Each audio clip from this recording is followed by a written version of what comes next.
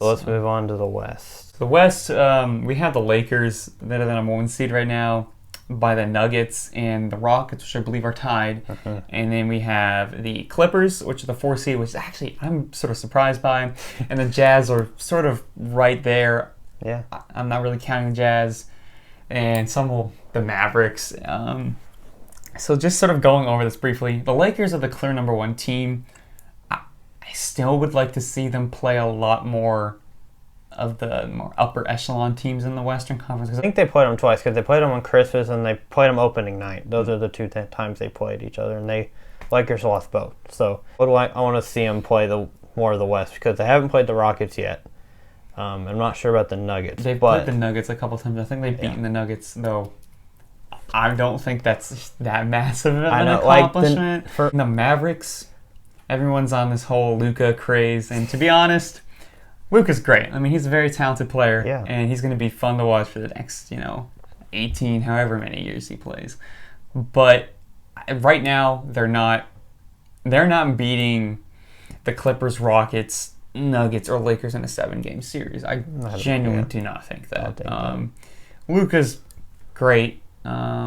He's sort of in the bottom echelon of the MVP race right now. He's right in there, probably won't win it. But he's been playing great. I like to see the Mavericks actually do a lot better. But the Rockets, I think we both want to talk about them a little bit. Yeah, we're both Houston people, so I'm a lot more negative on them than he is. He's very positive on them. Positive. We sort of have this, we go back and forth on the Rockets quite a bit. So I'm actually disliking Russell Westbrook less and less, and he's liking him more and more. Yeah. I'm fine with Russell Westbrook whenever he can not shoot threes. We've seen him whenever he starts shooting threes and he starts taking over the ball control, we're just not seeing really efficient play from him, and that's losing us the game. I mean, I'm trying to think of the game that was a couple games ago, and he shot 8 threes, and I think he only made 1. That lost us the game right there, and I was pretty pissed to see him keep shooting these threes, and they were bad shot selections. There was people right on him. Harden is playing a really efficient basketball. Yeah. What is the whole, is it 40, 50, 90, that club? He's only 50, 40, 90 club. Yeah. About 2% off on each of those. Yeah. He's playing some of the best offensive basketball we have seen in a while. Yeah. I don't know. That's hard to say after he averaged 36 last year. Like, he might average 40 this year. Who knows? He's playing insane, and teams are trying to double him. We got Eric Gordon back, which that goes to my point. But go ahead, and I'll go in that later. Eric Gordon's back, and so hopefully he can start. He's going to raise the offense a little bit. Yeah. Hopefully a little bit of the defense as well. Yeah, he's decent. PJ Tucker won't have as much stress and pressure on him, I don't believe. Russell Westbrook won't have to take as many threes. That means we can sort of ease Daniel House into the lineup, Ben McLemore into the lineup. Capella's also playing fantastic, and I loved watching him play against the 76ers, which showed to me that he can play against some quality centers like Al Horford and Joel Embiid. I mean, he's getting better. He definitely is getting better. So you want to go on about this? Yeah, so I'll... first of all, I'll say the one game that I saw Westbrook lose us the game. Like, he does shoot. His shot selection is not always great. The one game there's the Clippers game that the Rockets lost. They played the Clippers 3 times, beat them twice. The one game that they lost, the middle game, Westbrook had the ball with 15, 14, whatever seconds left, and the Rockets were down by 1. He chooses to shoot a 3, and I don't know what. Like, he had time. He could drive. He could kick it. He could do whatever he wanted to with it, and he decided to shoot. And that was pretty early in the season, and he was just kind of adjusting, I think, still. I think now he would choose differently than shooting that 3, but who knows? Maybe he wouldn't. But anyway, that was the one time he really lost us the game because it was not a good shot. And he's just not a very good three-point shooter, so why take that shot? You have enough time to drive it in and do whatever you want with it other than shoot that 3. But so I will say I am totally opposite from you. I think I am super encouraged of what I see from him. I really think that he's adjusting very well, better than I actually thought. Because if you look at his numbers, you would say, oh, he's not playing well at all. Well, he's just not having to have the ball in his hands like he did in OKC. He's only had 4 or 5 triple doubles this season. At this point, like last season, he probably had 15, probably something like that. So he's not having to do as much, which I think helps him, and I think it helps James too, because he doesn't have to do as much, he still is doing it whenever James doesn't have to, and it's helping James. And they're doubling James, which helps Westbrook have the ball, and he is still able to do what he wants to do with it. So I think this double team of James helps Westbrook's confidence, for one. It'll help him play better, and also he'll realize, oh, okay, I can still do what I did in OKC. It's just that I'm just going to have to share a little bit. It's not like, I think most people said, oh, it's either going to be like you either go Westbrook, then James, Westbrook, then James. But now, when they're doubling Harden, then it's Westbrook's turn, and then when they're not, James goes. And it's kind of like, I think it's mixing and matching pretty well.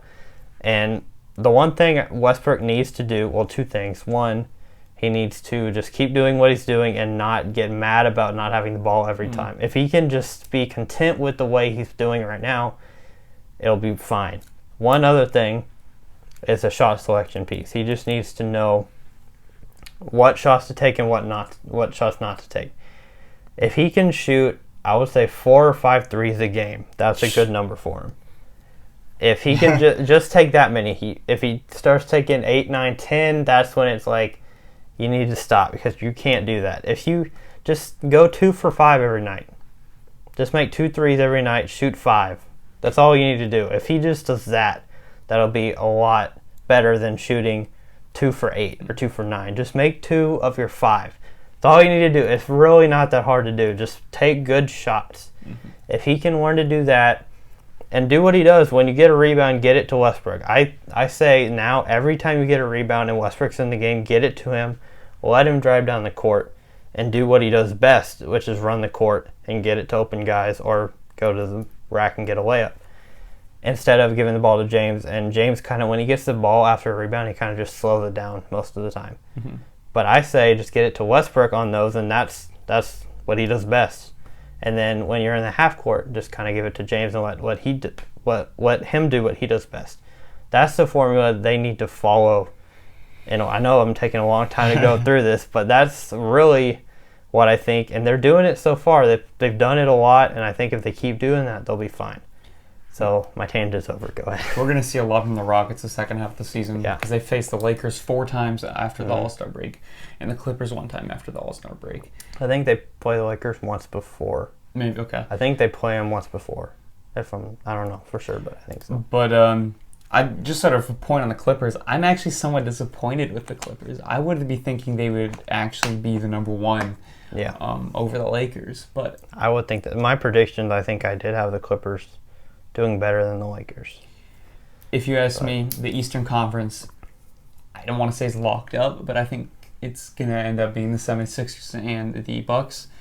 While the Western Conference is wide open. The Lakers really honestly could lose to, in a 7-game series, I think they could lose to the Rockets, the Clippers. Yeah, and they would lose a couple of games to maybe the Nuggets and maybe the Mavs.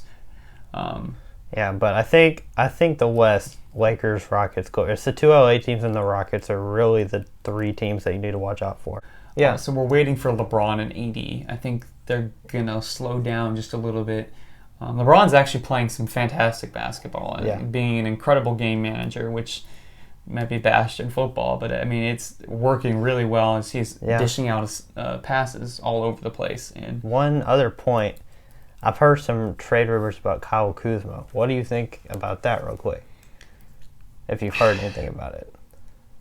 I mean, I don't see why the Lakers would want picks. If not that, are they wanting players? Who would they want? I don't know. I've just heard that Kyle Kuzma teams are interested in him. That could mean the other teams just are interested. Lakers. I think the Lakers are looking at offers still, which in my opinion, if they trade Kuzma, that's a bad decision because that was the whole reason they kept him. Like, they traded everybody else to get Anthony Davis, and they wanted Kuzma. They said, we want him. If you trade him, then why did you keep him? Like, you could have got AD and possibly another pick in the draft last year. Just put him in the deal, get a different pick, and now you have another young guy coming. But so I don't know. I don't really know what to think of that. If they trade Kuzma, then the West is really wide open. Like, I think anybody's game at that point. I will say one thing about the Clippers. They're resting Kawhi and Paul George too much. I know you think, like, people think it's load management, they're doing good. They're falling down in the standings now. Like, if I'm looking at the standings right now, the Jazz and the Mavericks are 1.5 games and 2.5 games behind the Clippers. That's just a couple. That could be next week. The Clippers could be the 6th seed. I mean, if they keep resting like they are, it's a dangerous game for them to play, I think, because if Clippers end up falling and they can't get back up, they stay a 5 or 6 seed. You're playing the 4 seed or the 3 seed. That's dangerous. You have a tough schedule upcoming because you could potentially face the Lakers in the second round or in the first. Like, the Lakers could go down to 3 or 2. Well, probably 3. It would have to be 3 probably. Lakers could go down to 3 possibly. The Clippers go down to 6. Or the Lakers could drop dramatically to 4 or the 5, and the Clippers could be 4 or 5. I mean, they don't want that. They need to stay up. I mean, and then you're not going to load manage them in the playoffs. No. Whenever they're probably, based off of this, based off the Western standings, there's going to be probably a lot of 6-game, 7-game series, and we're going to be seeing they're going to be playing every other night pretty much. How are they? That's a lot. Are you risking their endurance? Are you helping their endurance? What? I guess you're risking for injury, but injury can happen in any game, I think. And the Rockets are doing it with Westbrook, but they're only doing it back-to-back nights. Yeah, it feels like Kawhi and Paul George are resting more than just back-to-back on back-to-backs.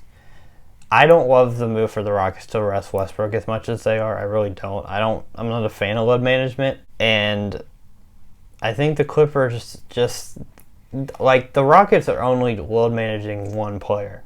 But when the Clippers start load managing 2 players, it could mess up chemistry. It could mess up a lot of different things.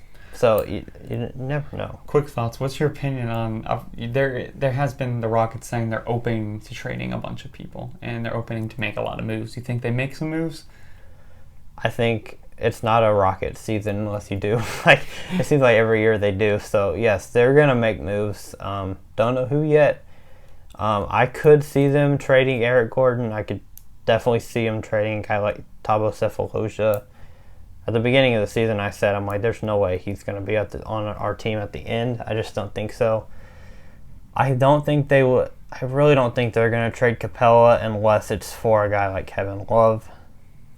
I don't want to. I'd rather Capella than Kevin Love. Yeah, but I do think Eric Gordon could be traded. I think Thabo Sefolosha could be traded. Would you get Kevin Love if you could get him cheap? Because right now, I mean, based off of recent news, he is pissed at his team. I mean, have you seen the video of him? Yeah, Kevin Love, yeah. You could get him for cheap, and I'm sure the Cavs are probably getting a little bit annoyed at him. Apparently, there's some fights in the locker room. My issue with that is Kevin Love's contract is pretty big. So you would have to get rid of a big contract, and Capella is the only really person he was the only one that would fit the bill. Eric Gordon has a decent enough contract where maybe you could make that work. If the Rockets could trade Eric Gordon and a guy like Sefolosha or another bench guy who doesn't play a whole lot and a couple picks for Kevin Love, I would do it. If you have to include Capella, I probably wouldn't, though. I feel like we need another 3-and-D guy, but that's more so. And I wouldn't want to trade PJ Tucker either. I really wouldn't. He is the defense. You'd have to get a lot for. And Kevin Love's not a big defensive guy either. So it's interesting. It's a very interesting talking point. Right now, I think the Rockets should wait until the All-Star break to do that, or until the trade deadline. Don't mess anything up right now, because I think they're playing really good right now. So just wait on that. But so that's our opinions on the Eastern and Western Conference, or the major topics. Thank you for watching. We'll see you guys next time.